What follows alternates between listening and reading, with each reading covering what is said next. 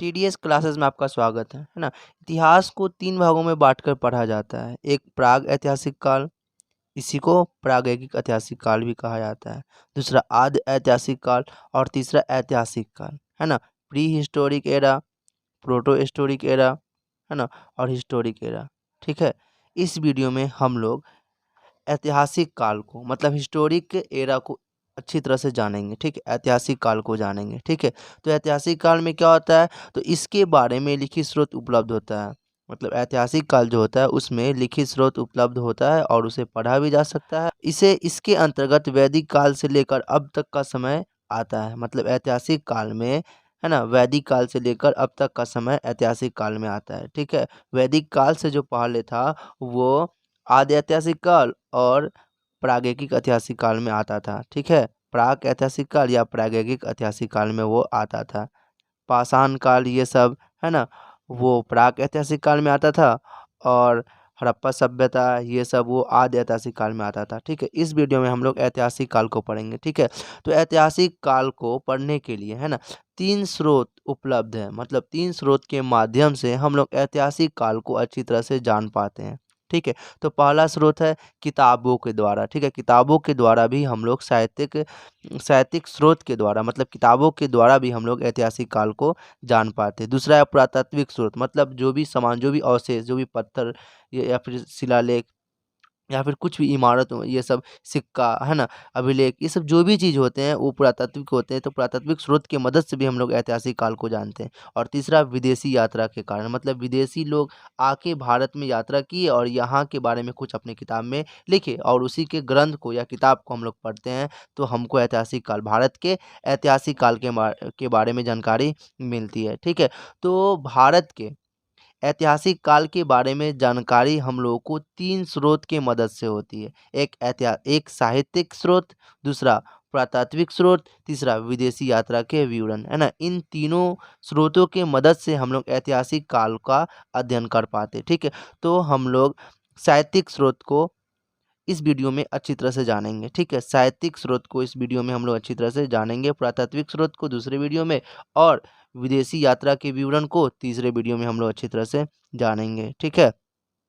तो साहित्यिक स्रोत में धार्मिक स्रोत और गैर धार्मिक स्रोत को पढ़ना पड़ता है। ठीक है। तो धार्मिक स्रोत में क्या क्या हो गया, ब्राह्मण साहित्य को पढ़ना पड़ता है, बौद्ध साहित्य हो गया, जैन साहित्य हो गया और महाकाव्य को पढ़ना पड़ता है। और गैर धार्मिक में कुछ किताबों को पढ़ना पड़ता है। मतलब बहुत सारे किताब होते हैं तो उन किताबों को पढ़ना पड़ता है, जैसे अष्ट अध्याय हो गया, है ना, अर्थशास्त्र हो गए, इन सब किताबों को पढ़ना पड़ता है। ठीक है। तो सबसे पहले हम लोग जान लेते हैं ब्राह्मण साहित्य को। ठीक है ना। तो साहित्यिक स्रोत क्या होता है, लिखित स्रोत को साहित्यिक स्रोत कहते हैं। प्राचीन इतिहास की जानकारी जानकारी का यह सबसे बड़ा स्रोत है ना। इसे भी 2 भागों में बांटकर पढ़ाया जाता है। एक धार्मिक स्रोत है, दूसरा क्या है, गैर धार्मिक स्रोत। धार्मिक स्रोत में हम लोग धर्म से वो संबंधित होता है, किसी न किसी रूप से वो धर्म से वो संबंधित होता है। और गैर धार्मिक स्रोत क्या होता है, इसका संबंध किसी भी धर्म से नहीं होता है। ठीक है।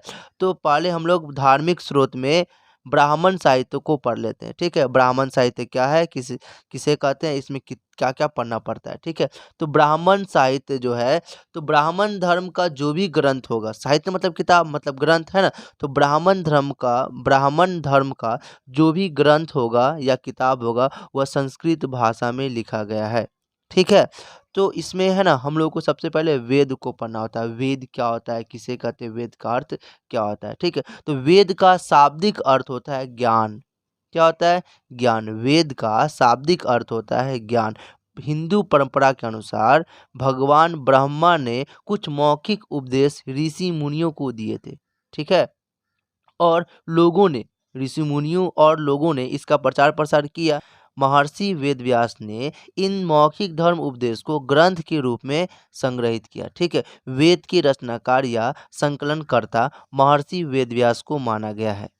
वेद को अपौरुषेय या संहिता या श्रुति मतलब सुनकर लिखा गया भी कहा गया है। प्रारंभ में वेदों की संख्या 3 थी जिसे वेद त्रयी कहा गया।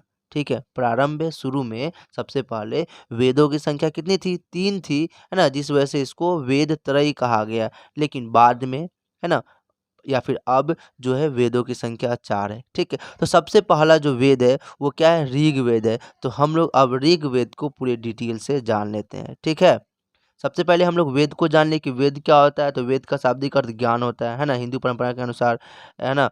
ब्रह्मा भगवान भगवान ब्रह्मा जो थे वो मौखिक उपदेश दिए, उन्हीं को महर्षि वेदव्यास ने क्या कर दिए, एक किताब में, एक ग्रंथ में संग्रहित कर दिए, है ना। उसी को क्या कहा था, वेद कहा था। तो वेद कितने तरह के थे, 3 तरह के थे। पहला वेद क्या है, ऋग। प्राचीन काल में सबसे पहले 3 तरह के वेद थे, फिर बाद में एक और वेद को जोड़ा गया। ठीक है, तो पहले हम लोग 3 वेद को जान लेते हैं, फिर उसके बाद चौथा वेद को जान लेंगे। ठीक है, तो पहला वेद है ऋग्वेद। ऋग्वेद का शाब्दिक अर्थ मंत्रों या ऋचाओं का संग्रह होता है।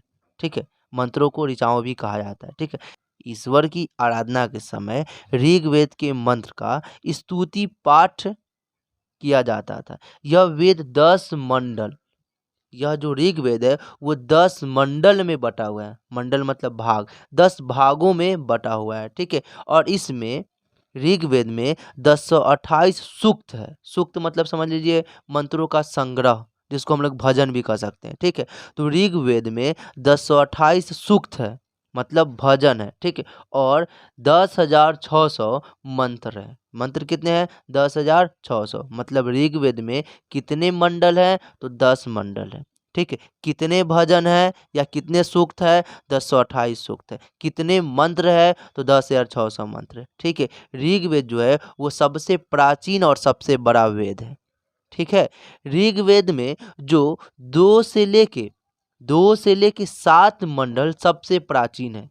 एक नहीं, 2 से लेके 7, 2 3 4 5 6 7, है ना। 2 से लेके 7 मंडल सबसे प्राचीन है। ठीक है, और 8वां और 9वां, सिर्फ 8 और 9 मंडल को मध्य मंडल में रखा गया है। ठीक है, और 1 और 10, सिर्फ 1 और 10, 10वां मंडल, पहला मंडल और 10वां मंडल को सबसे बाद में जोड़ा गया है। ठीक है, अर्थात यह सबसे नया मंडल है। 1 और 10वां मंडल क्या है, वो सबसे नया मंडल है। ठीक है, ऋग्वेद के 10वें मंडल के पुरुष पुरुष सूक्त, कोई सूक्त होगा, सूक्त मतलब भजन, है ना। तो उसमें पुरुष सूक्त कोई भजन है, उसमें सर्वप्रथम क्षुद्र, क्षुद्र एक क्या था, वर्ण व्यवस्था था, मतलब जात था। तो क्षुद्र जात का उल्लेख किया गया है 10वें मंडल में। तो ऋग्वेद के कितने कैमे मंडल में, है ना, क्षुद्र जात का उल्लेख किया गया है, तो ऋग्वेद के 10वें मंडल में क्षुद्र जात का वर्णन किया गया है। ठीक है, 9वें मंडल में, ऋग्वेद के 9वें मंडल में, 9वें मंडल में भगवान सोम के बारे में वर्णन किया गया है। भगवान सोम मतलब जंगल के देवता के बारे में 9वें मंडल में उल्लेख किया गया है या वर्णन किया गया है। ठीक है ना।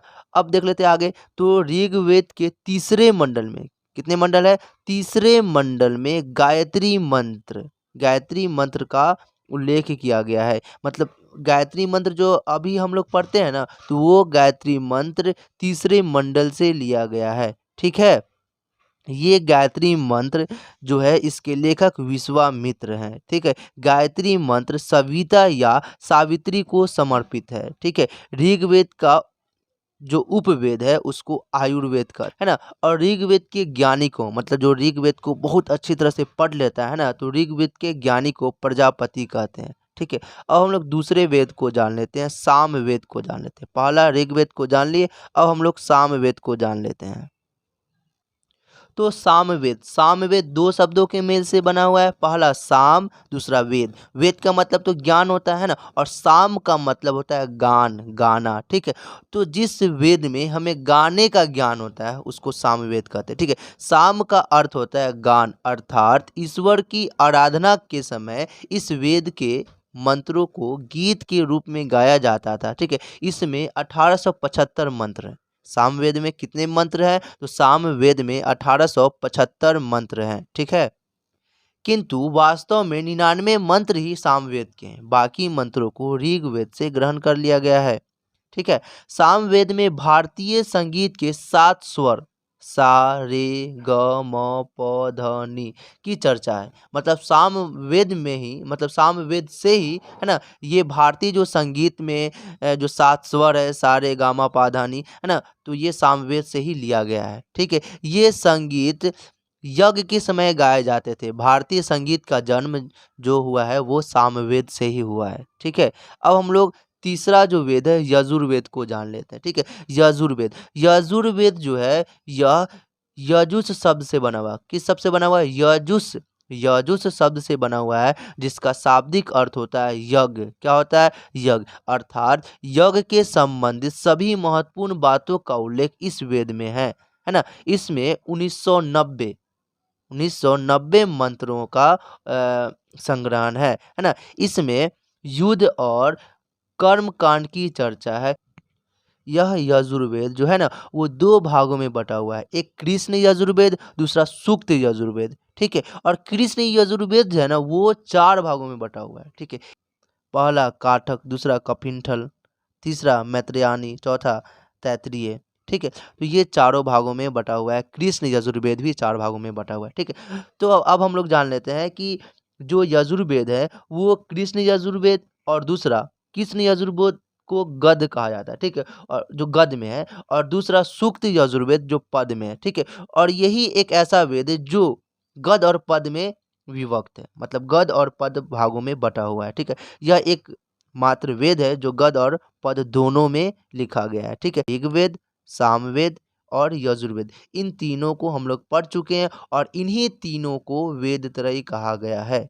ठीक है, सबसे पहले हम लोग ऋग्वेद को पढ़े, फिर सामवेद को पढ़े, फिर यजुर्वेद को पढ़े। ठीक है, इन तीनों वेदों को वेद त्रयी कहा गया है। ठीक है, और बाद में अथर्ववेद को जोड़ा गया। ठीक है, तो अब हम लोग अथर्ववेद को पढ़ लेते हैं। ठीक है, अथर्ववेद, इसकी रचना सबसे बाद में उत्तर वैदिक काल में हुई थी। ठीक है ना। अथर्व ऋषि ने इस वेद को लिखा, इसलिए इसका नाम अथर्व वेद पड़ गया। ठीक है, ऋषि अंगरीष ने सहयोग किया था, इसलिए अथर्ववेद को अथर्वा अंगरीष भी कहा जाता है। क्या कहा जाता है? अथर्वा, अथर्वा अंग्रीष। क्या कहा जाता है? अथर्वा अंग्रीष वेद भी अथर्ववेद को कहा जाता है ना। इसमें 40 कांड है। कांड मतलब भाग। ठीक है, पिछली दफा पढ़े थे मंडल मतलब भाग, यहाँ पे क्या हो गया? कांड मतलब भाग। ठीक है, तो अथर्ववेद जो है वो 40 कांडों में विभक्त है, 40 कांडों में बटा हुआ। कांडों मतलब 40 भागों में ये बटा हुआ है। ठीक है, और इसमें 431 सूक्त है। सूक्त मतलब वही मंत्र का संग्रह, जिसको भजन भी कह सकते हैं। ठीक है, तो अथर्ववेद में 431 सूक्त है और लगभग 6000 मंत्र है। 6000 ये मंत्रों में क्या है? ये संग्रहित है। ठीक है, इसमें जादू टोना, जंतर मंत्र, माया वशीकरण, रोग निवारण, औषधि के बारे में वर्णन किया गया है। ठीक है, अब हम लोग ब्राह्मण ग्रंथ को जान लेते हैं कि ब्राह्मण ग्रंथ क्या होता है। ब्राह्मण ग्रंथ क्या होता है? ठीक है, वेद को अच्छे तरीके से समझने के लिए ब्राह्मण ग्रंथ की रचना की गई है। ठीक है, इसमें यज्ञ से संबंधित कर्मकांड का वर्णन किया गया है। सभी वेद अपने अपने ब्राह्मण ग्रंथ है। सभी वेद जो है ना, सभी वेदों के अपने अपने क्या है? ब्राह्मण ग्रंथ है। जैसे ऋग्वेद के ब्राह्मण ग्रंथ का नाम क्या है? क्या है? कौस्तकीय या ऐतरेय। उसी तरह सामवेद का ब्राह्मण ग्रंथ का नाम क्या है? तो पंचविश या तांडेय। ठीक है, उसी तरह यजुर्वेद का ब्राह्मण ग्रंथ का नाम क्या है? तो क्या है? शतपथा या तैत्तिरीय।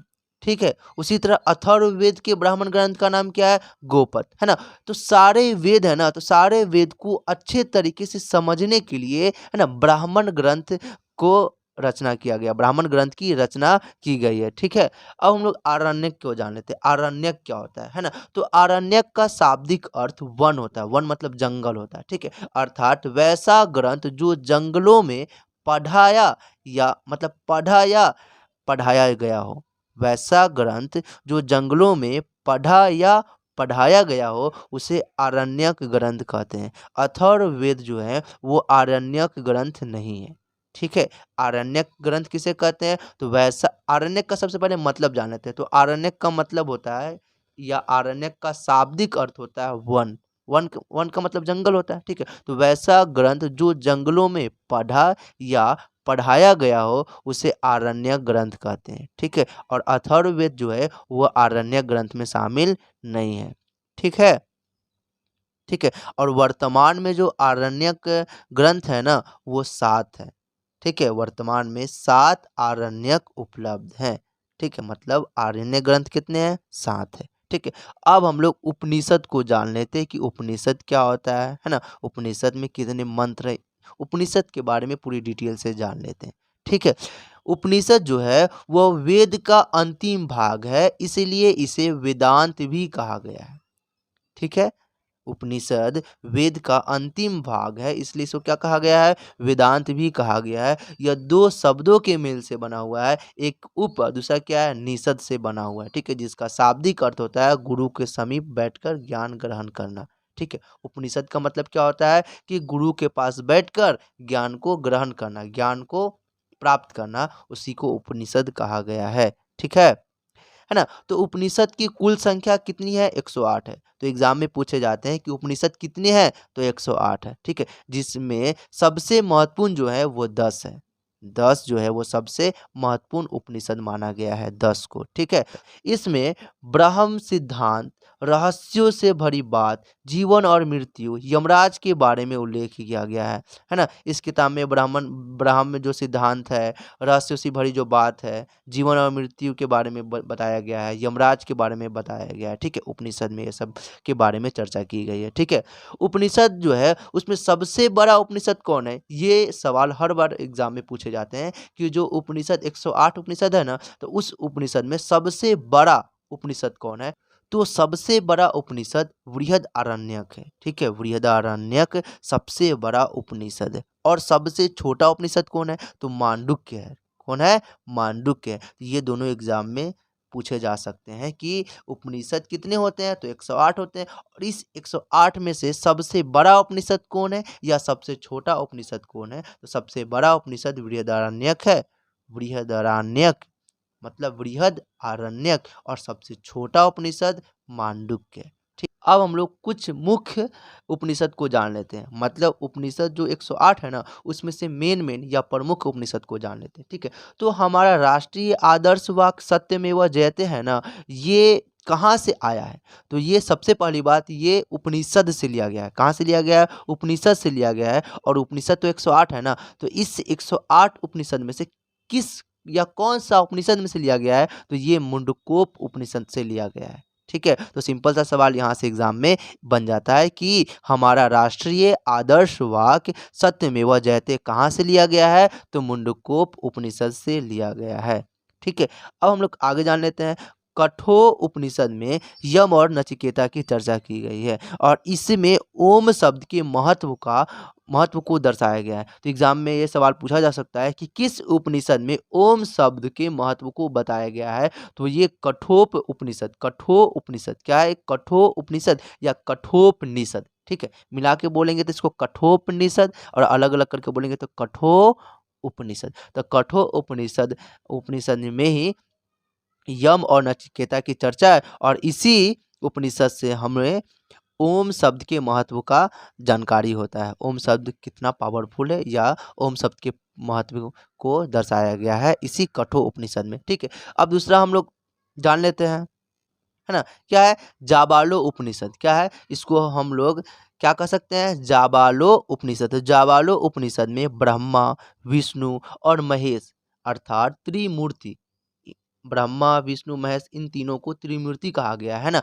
तो जाबालो उपनिषद में इन्हीं इन जो तीनों त्रिमूर्ति है ना, तो त्रिमूर्ति के बारे में अच्छी तरह से चर्चा किया गया है। ठीक है। और जाबालो उपनिषद में सर्वप्रथम 4 आश्रम के बारे में भी उल्लेख किया गया है। ठीक है। 4 तरह के आश्रम के बारे में बताया गया है। आश्रम मतलब कह सकते हैं रहने का, जीवन जीने का तरीका 4 तरह से वो बताए हैं। ठीक है। किसमें, जाबालोप उपनिषद में बताए हैं। ठीक है। तो पहला उपनिषद क्या है, पहला आश्रम क्या है, ब्रह्मचर्य। ब्रह्मचर्य। दूसरा क्या है, गृहस्थ आश्रम। तीसरा क्या है, वानप्रस्थ आश्रम। चौथा क्या है, सन्यासी आश्रम। ठीक है। तो हम लोग अच्छे तरह से जान लेते हैं। ब्रह्मचर्य आश्रम में 5 साल से लेके 25 साल की उम्र तक हम लोग को ब्रह्मचर्य रहना चाहिए। जाबालोप उपनिषद के अनुसार 5 साल से लेकर 25 साल तक हम लोग को गुरुकुल में रहकर ही, मतलब गुरुकुल मतलब कह सकते हैं स्कूल में ही रहकर शिक्षा को प्राप्त करना चाहिए और ब्रह्मचर्य जीवन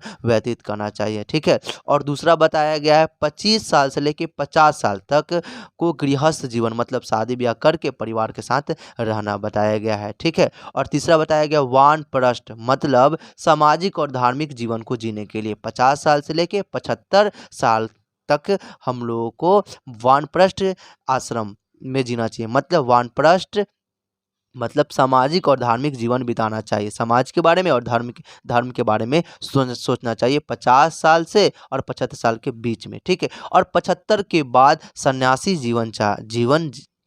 जीवन जीना चाहिए। किसके अनुसार? तो जवालोप उपनिषद के बाद 75 से जितना साल तक जीते हैं उतना साल तक हमें वन में रहकर तपस्या करना चाहिए, मतलब सन्यासी जीवन जीना चाहिए। किनके अनुसार? तो जवालोप उपनिषद के अनुसार, जवालो उपनिषद या जवालोप निषद के अनुसार हम लोगों को सन्यासी जीवन जीना चाहिए 75 साल के बाद। तो सबसे पहला क्या है? 5 से 25 को क्या बोला गया? ब्रह्मचर्य बोला गया। 25 से 50 को क्या बोला गया? गृहस्थ बोला गया। 50 से 75 साल तक को क्या बोला गया? वानप्रस्थ बोला गया है। और 75 साल से जब तक जिए तब तक को सन्यासी जीवन बोला गया है। ठीक है। अब हम लोग आगे जान लेते हैं ना। एक उपनिषद है अलोपनिषद। क्या है? अलोपनिषद। यह सबसे बाद का उपनिषद। तो एग्जाम में ये भी पूछा जा सकता है कि उपनिषद में जो 108 उपनिषद है ना उसमें सबसे बाद का उपनिषद कौन है? तो क्या है वो? अलोपनिषद उपनिषद है। ठीक है। और इसकी रचना अकबर के समय में हुई थी। ठीक है। अब हम लोग वेदांग को जान लेते हैं कि वेदांग क्या होता है। ठीक है। तो वेदों को समझने के लिए मतलब कि वेदों को समझने के लिए व्याकरण के दृष्टिकोण से शुद्धिकरण के लिए, मतलब व्याकरण के हिसाब से व्याकरण के शुद्धिकरण के लिए है ना, वेदों को समझने के लिए वेदांग की रचना की गई है। ठीक है। किसकी रचना की गई है? मतलब वेदों को अच्छी तरह से व्याकरण के दृष्टिकोण से, मतलब व्याकरण के हिसाब से एकदम शुद्ध शुद्ध हम लोगों को वेदों को समझ में आए और पढ़ना चाहिए। इसके लिए समझ में आए है ना, इसके लिए है ना 6 तरह के वेदांग की रचना की गई। ठीक है। तो एग्जाम में सिंपल सा यहाँ से सवाल बन सकता है कि वेदांग की संख्या कितनी है? तो वेदांग की संख्या 6 है, 6 है। कितनी संख्या है? 6 है ना। पहला व्याकरण, ज्योतिष, निरुक्त, शिक्षा, कल्प, छंद। ठीक है। ये 6 क्या है? वेदांग। ठीक है। गौतम ऋषि ने गौतम गौतम गौतम ऋषि ने कल्प की रचना की थी। जो कल्प है, जो वेदांग की 6 प्रकार है ना, तो 6 प्रकार में क्या है? कल्प भी है। तो कल्प की रचना किसने की? गौतम ऋषि ने की थी। ठीक है। यास की महोदय ने निरुक्त की रचना की थी। ठीक है। जिसका अर्थ भाषा विज्ञान होता है, मतलब भाषा को समझने के लिए अच्छी तरह से है ना हम लोगों को निरुक्त पढ़ना होगा। और निरुक्त की रचना किसने की है? यास के महोदय ने की है। ठीक है। भारत की प्रथम व्याकरण जो किताब है या व्याकरण जो ग्रंथ है वो क्या है? अष्ट अध्याय है। और अष्ट अध्याय के जो लेखक है वो कौन है? पाणिनि है। इस तो हम लोग कह सकते हैं कि हिंदी व्याकरण के पिता या जनक कौन है? तो वो पाणिनि है। क्या है? कौन है वो? पाणिनि है। ठीक है। अब हम लोग पुराण के बारे में जान लेते हैं कि पुराण क्या होता है। ठीक है। एक होता है कुरआन। तो कुरआन जो होता है वो इस्लाम धर्म में होता है। ठीक है। और ये पुराण है जो क्या होता है? ब्राह्मण धर्म में होता है, हिंदू धर्म में होता है। ठीक है। तो ब्राह्मण धर्म के अनुसार, हिंदू धर्म के अनुसार या ब्राह्मण धर्म के अनुसार पुराणों को शामिल किया गया है। महर्षि ऋषि और है ना उग्र श्रवा ने इसकी रचना की थी, जिनकी संख्या 18 है ना। तो सिंपल सा एक सवाल बन सकता है कि पुराण की संख्या कितनी है? तो 18 है। ठीक है। इसमें इसे पुराण को पांचवा वेद या वेदों का वेद भी कहते हैं। मतलब पुराण को पांचवा वेद कहा जाता है या वेदों का वेद कहा जाता है। तो सिंपल सा एग्जाम में पूछा जा सकता है कि वेदों का वेद किसे कहा जाता है? उपनिषद को, है ना, या मनुस्मृति को, है ना, या वेदांत को किसको कहा जाता है? तो वेदों का वेद पुराण को कहा जाता है। ठीक है। और पांचवा वेद किसको कहा जाता है? तो पांचवा वेद भी पुराण को कहा जाता है। सबसे प्राचीन और प्रामाणिक वेद मत्स्य पुराण है। एग्जाम में पूछा जा सकता है कि सबसे पुराना और सबसे प्रमाणित है ना। कौन सा पुराण है, तो मत्स्य पुराण है, ठीक है।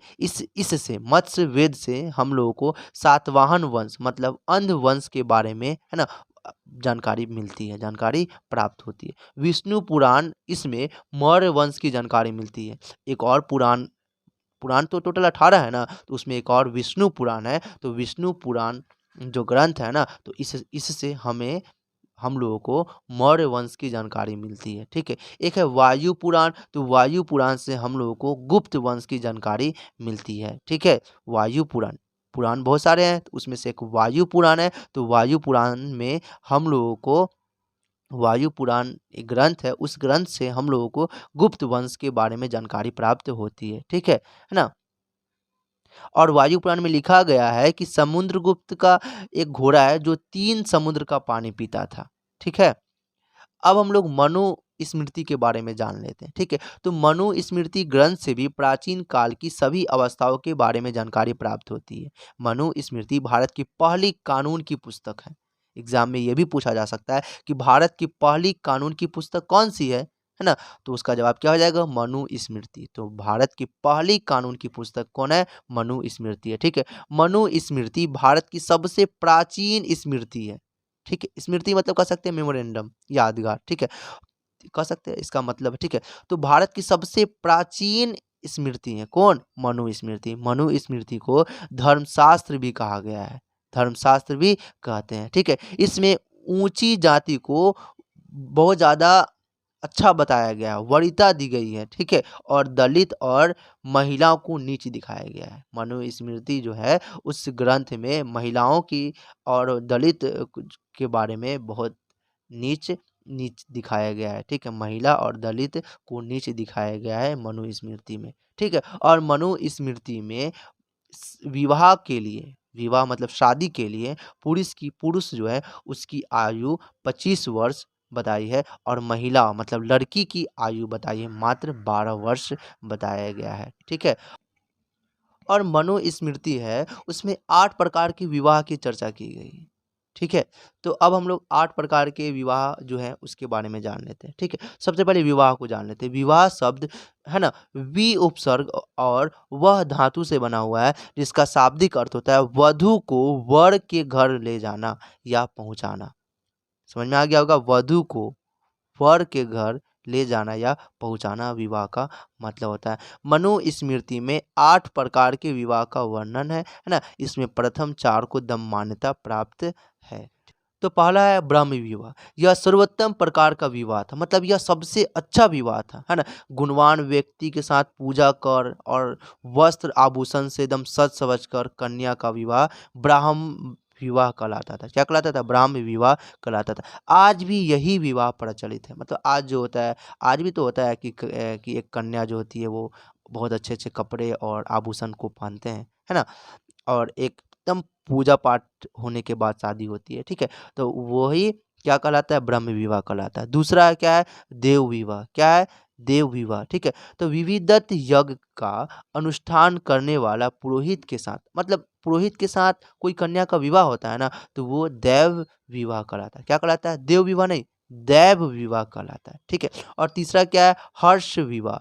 वर से एक जोड़ी गाय और बैल प्राप्त कर पिता अपने पुत्र का विवाह करता था, उसको हर्ष विवाह कहते। मतलब कोई लड़का है, ठीक है, किसी लड़की से शादी करता है, तो लड़की के पिता को उसको एक जोड़ी बैल और एक जोड़ी गाय देना पड़ता था, ठीक है। उसको हर्ष विवाह कहा गया, ठीक है। चौथा क्या है, प्रजापत्य विवाह। पिता वर से, मतलब दूल्हा कह सकते हैं ना, उससे यह प्रतिज्ञा करवाता था कि वह और उसकी पुत्री मिलजुल कर सामाजिक धार्मिक कर्तव्यों का निवारण करे। मतलब जो सामाजिक जो काम है, धार्मिक काम है, वो दोनों एक साथ मिलजुल कर करे, ठीक है। तभी जो पिता है अपनी पुत्री का विवाह उसके साथ करता था, और वही क्या कहलाता था, प्रजापत्य विवाह कहलाता था, है ना। और पांचवा क्या है, असुर विवाह। वर से यथावत शक्ति बल धन लेकर माता पिता अपनी कन्या का उससे विवाह करते थे, तो वो असुर विवाह कहलाता था, ठीक है। अब हम लोग छठा विवाह को जान लेते हैं, गंधर्व विवाह। जब वर और कन्या एक दूसरे से गुणों पर आकर्षित होकर, मतलब कह सकते हैं प्यार मोहब्बत, है ना, से अगर विवाह होता है तो उसको गंधर्व विवाह कहा गया है। ठीक है, अब हम लोग 7वां विवाह को जान लेते हैं। क्या था? पिशाच विवाह। सोती हुई या अचेत या पागल या मदमस्त कन्या के साथ बलपूर्वक संभोग कर उसे विवाह हेतु मजबूर करना, है ना, पिशाच विवाह कहलाता था। ठीक है, लास्ट जो 8वां विवाह है वो राक्षस विवाह है। ठीक है, तो बलपूर्वक कन्या का अपहरण कर, है ना, उसे ले जाना राक्षस विवाह कहलाता था। मतलब किसी कन्या को किडनैप करके उससे शादी कर लेना, ठीक है, उसके साथ जोर जबरदस्ती करना, वो सब क्या कहलाता था? राक्षस विवाह कहलाता था। इसमें जो हम प्रथम 4 बोले हैं, मतलब जो पहला 4 बोले हैं उसको उत्तम विवाह कहा गया है और अंतिम 4 को नंदीय विवाह माना गया है। मतलब अच्छा विवाह नहीं माना गया है। ठीक है, और भी कुछ अन्य विवाह भी थे। क्या थे? अंतर्विवाह था, बहिर्विवाह, है ना, बहुपत्नी प्रथा था, है ना, बहुपति प्रथा था, है ना, उसके बाद क्या था?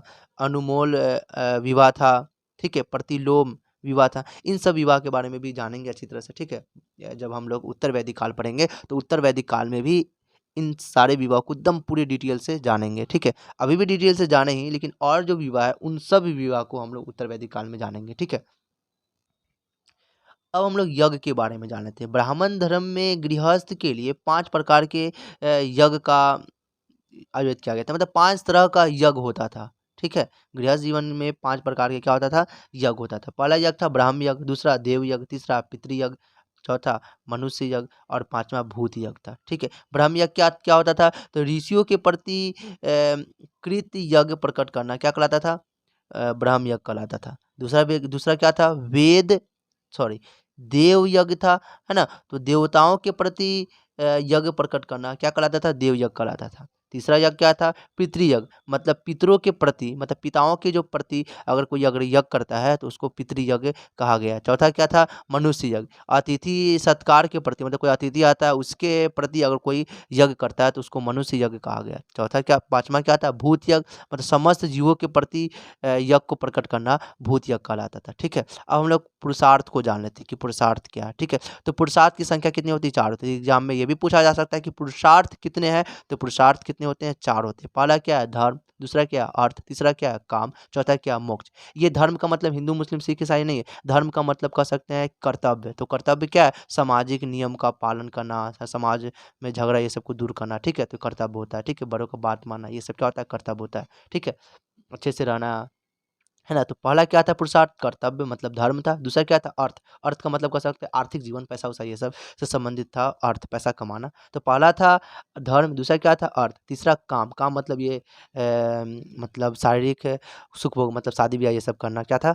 काम होता था, ठीक है। तो ये 3 तरह हो गया। चौथा क्या था? मोक्ष, मतलब आत्मा का उद्धार करने के लिए, मतलब आत्मा को शांति के लिए, मोक्ष की प्राप्ति के लिए, है ना, सन्यासी जीवन जीना क्या कहलाता था? मोक्ष कहलाता था, ठीक है। तो पुरुषार्थ की संख्या कितनी बताई गई है? तो 4 बताई गई है। पहला क्या? धर्म, दूसरा अर्थ, तीसरा काम, चौथा मोक्ष, ठीक है। अब हम लोग संस्कार के बारे में जान लेते हैं, ठीक है। तो संस्कार, संस्कार का शाब्दिक अर्थ होता है परिष्कार या पवित्रता। क्या होता है? पवित्रता, अर्थात व्यक्ति के शरीर को, है ना, पवित्र बनाने के उद्देश्य से संस्कारों का विधान बनाया गया है। मतलब जो व्यक्ति होता है तो उस व्यक्ति के शरीर को पवित्र बनाने के लिए, है ना, तो ये 16 तरह के संस्कारों को बनाया गया है कि अगर कोई व्यक्ति इन 16 संस्कारों को क्या करता है कि मानता है, या 16 संस्कारों को क्या करता है कि ये 16 संस्कारों को करता है ना? उसी को का तो उससे उसका उस वो व्यक्ति पवित्र हो जाता है, ठीक है।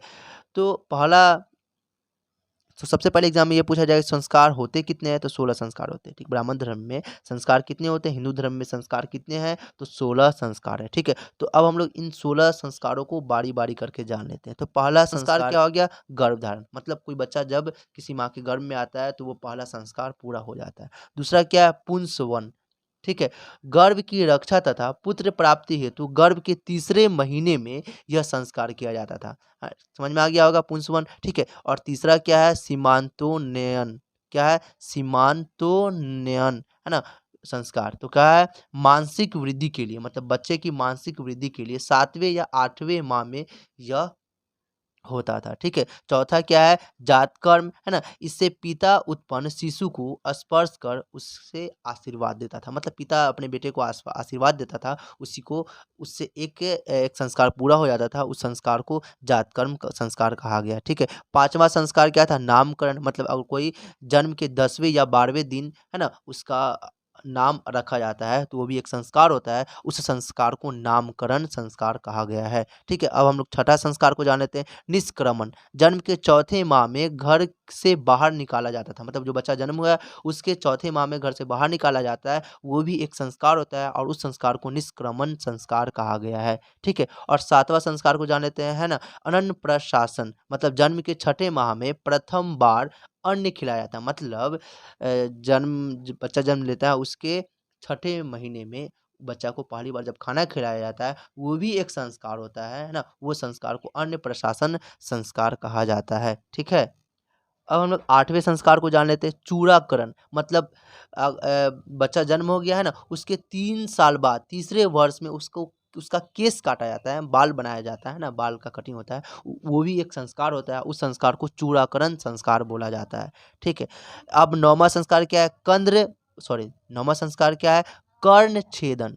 कर्ण छेदन मतलब कि तीसरे या 5वें वर्ष में, है ना, उस बच्चे का क्या करना, कान को छेदना, कान का क्या करना, कान को छेदना, क्या वो भी क्या होता है, एक संस्कार होता है, उस संस्कार को क्या कहा जाता है, कर्ण छेदन संस्कार कहा जाता है। ठीक है, अब 10वां संस्कार को जान लेते हैं, क्या है, विधारंभ संस्कार, गुरु के पास अक्षर का ज्ञान प्राप्त करना क्या कहलाता है, विधारंभ संस्कार कहलाता है। ठीक है, अब हम लोग 11वां संस्कार को जान लेते हैं, उपनयन संस्कार, क्या होता है, अयोग्य पवित्र धारण कर ब्रह्मचर्य आश्रम में पवित्र होना क्या कहलाता है, उपनयन संस्कार कहलाता है। अब 12वां संस्कार को जान लेते हैं, वेदारंभ, वेद का अध्ययन करता है, वेद का पढ़ाई करता है, वेद का अध्ययन करता है, वो भी एक संस्कार होता है, उस संस्कार को वेदारंभ संस्कार कहा गया है। ठीक है, अब हम लोग 13वां संस्कार को जान लेते हैं, केसन गोदान, मतलब 16 वर्ष की आयु में दाढ़ी मूछ जब बनाता है तो बच्चा मतलब नहीं, वो बड़ा हो गया ना, तो वो अब दाढ़ी मूछ बनवाता है, तो दाढ़ी मूछ को मुड़वाना